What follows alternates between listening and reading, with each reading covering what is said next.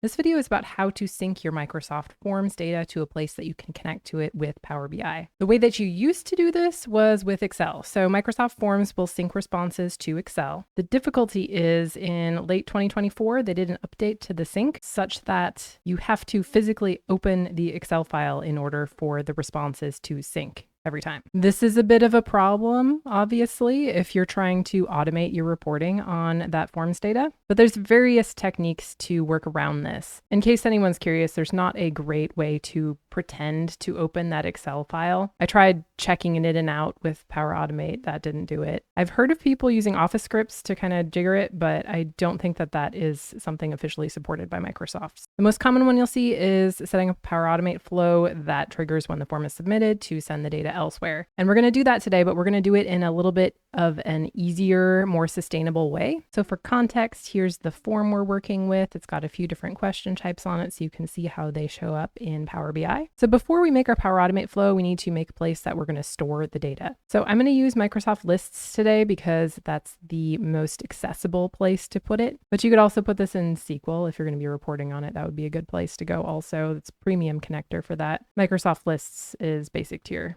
Power Automate. So I'm going to go to the waffle launcher up here, and you can either go into lists or you can go into a SharePoint site. And I'm going to choose lists. We're going to go to create new and choose list and give it a name. So I'm going to call this forms data. The important part is to not create it in my lists. So my lists is associated with your account. That means if you leave your organization, it gets deleted. So choose a real SharePoint site to put this in. I'm going to put it in this one and create. So where this technique diverges from what you traditionally see is I'm not going to create a column for every single question in my form because I think that's tedious. So what I'm going to do instead is I'm going to add a column on here for our form ID, and we can actually store data from multiple forms in the same list if we want to. You don't have to, but you can. So I'm going to make this one form ID, and it's going to be single line of text, save, and we're going to add one more column for multiple lines of text, and this is going to store our survey response data. Make sure under more options that it is not enhanced rich text. You just want it to be plain text and click save. If you want to, you can rename this title column to response ID because that's what we're going to put in here and save. So now we're going to head to Power Automate to populate this when a new form is submitted. That's important to note is that this flow only triggers when a new form is submitted. What that means is if you have prior data that exists in your form, it's not going to get that. It's only going to get new submissions. So this is better for when you're creating a new form from scratch. There's not a great way to query all of your old form data other than Excel. There's not an API or anything like that that you can use for it. So we're going to go to My Flows and we're going to create a new flow, and we're going to make this an automated cloud flow. That means it triggers automatically. So we're going to have one of these flows perform. You can duplicate the flow when it's done and pretty easily swap it between forms because there's nothing about it that's going to be specific to a given form. So you want to make your flow name indicative of what form it's for so that you don't get confused later. So our trigger is going to be when a new response is submitted. If you don't see it in the list, just search for it. That's this one here and create. So if you've never used this connector before, oh my gosh, what is going on with my cursor? Do you see that? It's all pixelated. I don't know why it's doing that. Anyways, click on this link icon and make sure you're connected here. If you're not connected, click the connect button. For form ID, it says pick a form. So this is only going to auto-populate with forms that aren't a part of a Microsoft 365 group as far as I can tell, which is kind of silly. So you need to enter a custom value, and then we're going to get our form ID from our form. So when you're editing a form, if you look at the top address bar up here, the form ID is going to be this and ID equals bit here. Everything after that equals sign, that big long string of text. This is your form ID. So we're going to copy that and I'm going to paste it in here. You need to have selected this enter custom value in order to paste it. If you just try and paste it as is, it usually doesn't go very well. So got that. So when a new response is submitted, we need to get to the form details. Looks like it's called get response details. So search for that if you're going to search for something.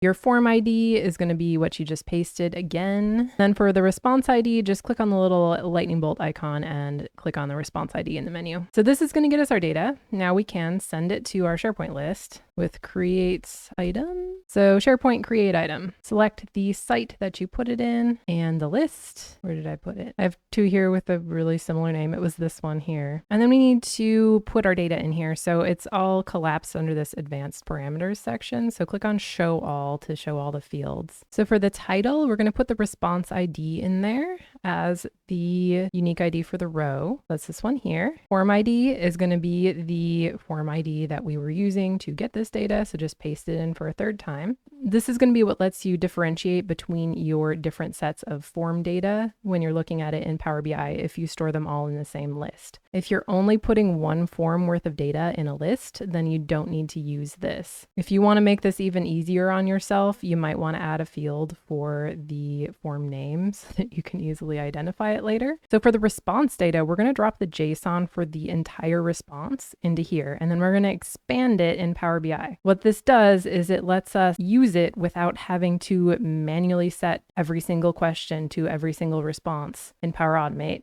So our flow can be essentially the same, just with different form IDs every time we reuse it. So I'm going to click on this FX button for response data and zoom out so you can see it. What we're going to do here is put in body and a parentheses, and then we're going to type in a single quotes, and then we're going to use the action name from our get response details action. We're going to replace all of the spaces in the action name with underscores because that's how Power Automate references things. So this is going to be get underscore response underscore details. This is going to get the body of the output of that step and put it into the response data field. All right, so let's save it and test it. I'm going to click on test up here and choose manually. And then I'm going to go fill out the form. You can see that it ran successfully. So if we go back and look at our list, refresh this page, here's our data. So let me show you how to use this in Power BI. All right, I'm in Power BI desktop. I'm going to go to get data, choose more, and we're going to search for SharePoint. So SharePoint online list. This is Microsoft lists. They're the same thing. And connect. And for our site URL, so in this address, I'm going to look for the word lists. So lists is going to have our list name after it. I want everything that comes before lists. So that's this here. Most of the time it's going to be /sites/ one particular word. But if you're working with older SharePoint sites, you might see teams in there. It might be a little bit longer depending if it's got classic subsites or not. So paste that in, use 2.0 because it's faster. Click OK. So look for your list. Here's mine, and click on transform data because we need to do something with this first. It's not usable yet. So here's our form data from our list. The first thing you're going to want to do is filter down to the specific form that you're interested in. So this form ID was my fruit form. I'm going to filter to that. This only applies if you're putting multiple forms worth of data into one list. But we do that because when we expand the response data, it's going to be different for each form. So it gets really messy if you try and expand multiple in the same query. I have another video on how to combine data from multiple queries if you have a kind of similar data structure. So I'll link that in the video description if you're trying to combine data from multiple forms. But for now, what we want to do is parse this response data. So in the transform tab of the ribbon up top, there's a parse button. If you open that up and choose JSON, it's going to create a record for that JSON. You can then expand it with this double arrow icon here. I'm going to uncheck this box for use original column name as prefix just to keep it clean and click OK. So what that does is it gives us a column per field in our submitted form. These GUIDs up here are the field IDs. If you haven't changed the order of your questions, then this should follow the order that the questions were created in. If you have rearranged them, it can be kind of tricky to figure out which question is attached to which ID. I'm going to show you the trick for that in a second. But what we're going to do is just rename these GUIDs to match our question names. So back on our form, I'm going to go to the version of the form where we are submitting it. And here's our first question. So we can copy and paste this over to Power BI. So if you're looking through here and you're not sure which question belongs to which ID, you can right click on any of these things and go to inspect in your browser, and that'll bring up some code. So this rate the flavor of golden kiwi question, if I scroll up a little bit, the question ID is going to be the parent of whatever that question was. So right here is the question ID that we're looking for. So that's how we know what's attached to what. And then we just need to go through and rename all of our fields. That was R2915 for this one. So the mapping of the question IDs to the questions is kind of a pain. I haven't found a good programmatic way to do that. So if you happen to find something that works really well, please share it with the rest of us. Well, that's the gist of it. I want to cover a couple things about Microsoft Lists and storing data for this because I am pretty certain it's going to come up. Something you'll hear a lot about Microsoft Lists is that there's a 5,000 item limit.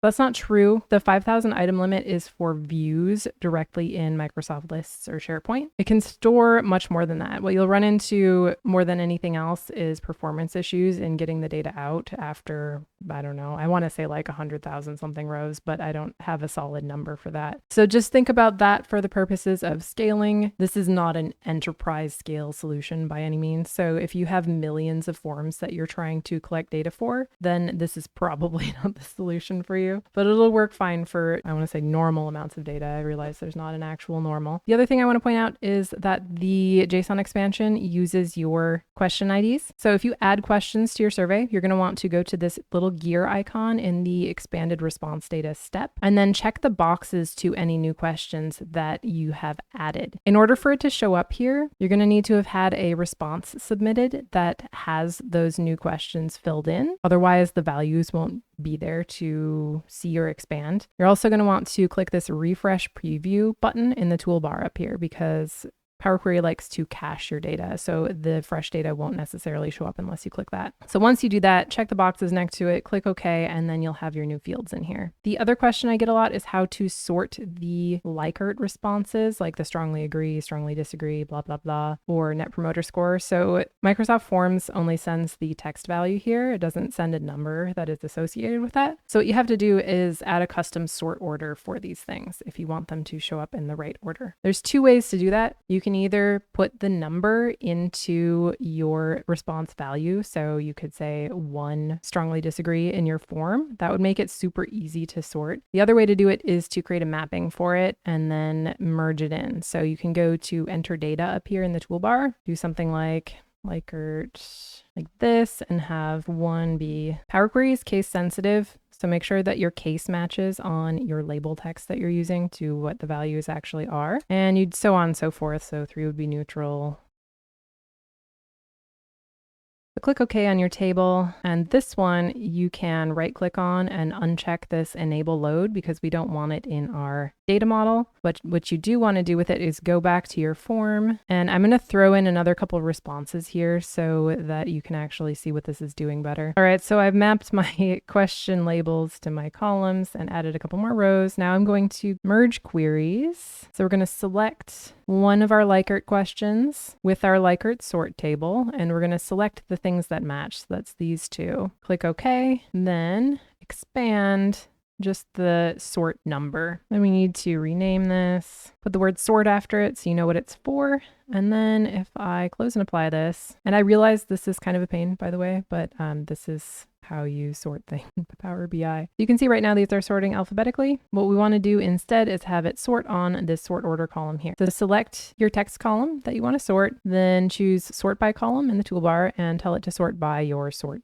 by column. So now you can see that disagree sorts first, followed by agree. So that's what we want. Generally speaking, when you're trying to show this in a visual, you want it to sort in the order that it appeared in on the form. That's everything I have for you today. Thank you for watching, and I hope you have a great day.